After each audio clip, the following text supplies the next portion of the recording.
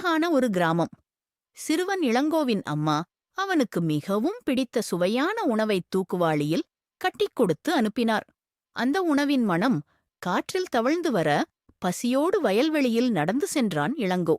அப்பொழுது பாதையோரத்து ஆலமரத்தடியில் கணியன் என்ற முதியவர் பசியால் வாடி அமர்ந்திருப்பதை பார்த்தான். அவரால் பேசக்கூட முடியாத அளவுக்கு களைப்பு. முதியவரின் முகம் வாடியிருப்பதை பார்த்ததும் இளங்கோவின் பிஞ்சு உள்ளம் வருந்தியது. இளங்கோவிற்கும் பசி எடுத்தது. உணவை திறந்தான்.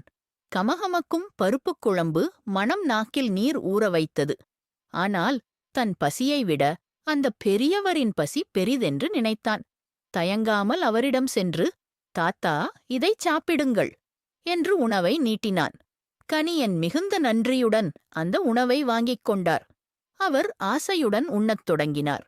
ஆசையோடு உண்ட கணியன், தம்பி, பசிப்பிணியைத் தீர்த்த நீதான் எனக்குத் தெய்வம் என்று நெகிழ்ந்து வாழ்த்தினார். அடுத்தவர் பசி தீர்த்த திருப்தியில் இளங்கோவிற்கு தன் பசியே மறந்து போனது. வீட்டிற்குச் சென்று நடந்ததை கூறிய இளங்கோவை அவன் அம்மா பெருமையுடன் அணைத்துக் கொண்டார். பிறர் பசி போக்கும் இந்தப் பண்பே உன்னைச் சிறந்த மனிதனாக்கும் என்று வாழ்த்தினார்.